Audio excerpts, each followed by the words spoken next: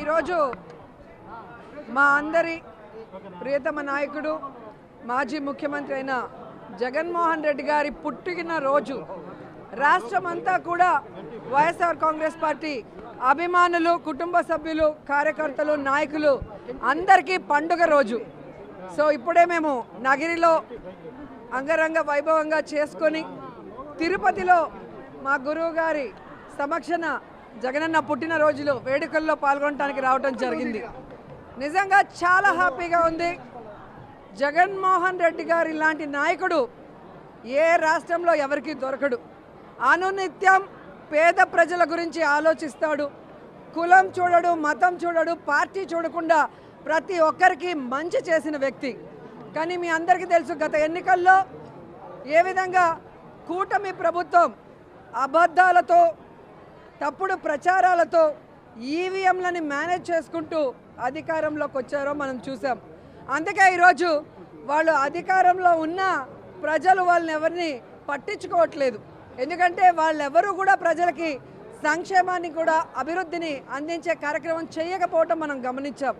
ఈరోజు ప్రతి ఒక్కరు కూడా మేము ఓట్లేసాం జగన్మోహన్ రెడ్డికి, ఎక్కడికి వెళ్ళాయి అని బాధపడుతూ మళ్ళీ జగనన్న ముఖ్యమంత్రి అవ్వాలి, మా జీవితాలు బాగుపడాలని ఈరోజు ప్రజలందరూ కూడా స్వచ్ఛందంగా జగనన్న పుట్టినరోజు వేడుకలు ప్రతి పల్లెటూరులో కూడా, ప్రతి వార్డులో కూడా ఘనంగా జరుపుకోవడం మనం అందరం కూడా గమనిస్తున్నాం.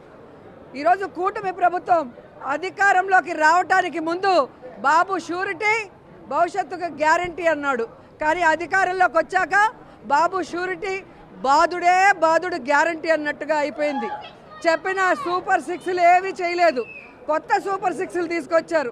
విద్యుత్ ఛార్జీలు పెంచారు, అలాగే రిజిస్ట్రేషన్ ఛార్జీలు పెంచారు, ఫ్రీ ఇసుక అంటూ 2 రెట్లు పెంచారు, నిత్యావసర వస్తువుల ధరలు పెంచారు.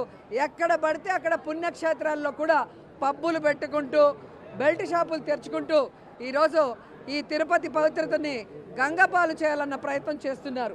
కానీ జగన్మోహన్ రెడ్డి గారికి అండగా మా చిత్తూరు జిల్లా అధ్యక్షుడి గారి ఆదేశాల మేరకు ఇక నుంచి ప్రజల పక్షాన నిలబడి ప్రజల సమస్యలకు పోరాటానికి మేమందరం కూడా అడుగులో అడుగు వేస్తూ మళ్ళీ జగనన్నని ముఖ్యమంత్రిని చేసేంతవరకు కూడా ఈ పోరాటాలు ఆపమని కూడా ఈ సందర్భంగా తెలియజేసుకుంటున్నాం.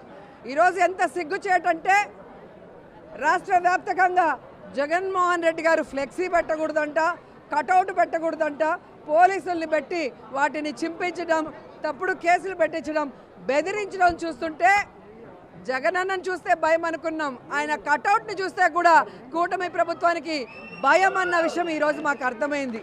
ఈరోజు మాకు ఇన్ని సీట్లు ఉన్నాయి, అన్ని సీట్లు ఉన్నాయని చెప్పుకుంటున్నా లోపల భయం, ధైర్యం లేకుండా ఇలా అఫీషియల్స్ని పెట్టుకొని దౌర్జన్యం చేయడం చూస్తుంటే కూటమి ప్రభుత్వం మీద జాలేస్తుంది. వాళ్ళకి సూటిగా మేము హెచ్చరిస్తున్నాం. ఇక మీదట ఇలాంటి చేతగాని పనులు, నీతిమాలిన పనులు చేస్తే వదిలిపెట్టేది లేదు. ఇంతకు ఇంత వడ్డీతో కూడా ఇచ్చేస్తామని కూడా ఈ సందర్భంగా తెలియజేసుకొని రాష్ట్రం అంతా కూడా ఈరోజు జగనన్న పుట్టినరోజు వేడుకలు సంతోషంగా జరుపుకుంటూ మళ్ళీ అన్న ముఖ్యమంత్రి అయ్యేంత వరకు మేము అన్నకి అండగా, జనంకి తోడుగా ఉంటామని వైఎస్ఆర్ శ్రేణులు ప్రతిజ్ఞ చేశారు. నిజంగా చాలా సంతోషంగా ఉంది. అన్నకి ఆ వెంకటేశ్వర స్వామి ఆయురారోగ్యాల్ని ప్రసాదించి ఈ దొంగలందరినీ కూడా ఎదుర్కొని నిలబడే విధంగా మళ్ళీ తొందరగా ఆయన అధికారంలో ముఖ్యమంత్రిగా వచ్చే విధంగా చేయమని వెంకటేశ్వర స్వామిని మనస్ఫూర్తిగా వేడుకుంటున్నాను. జై జగన్, జై జై జగన్.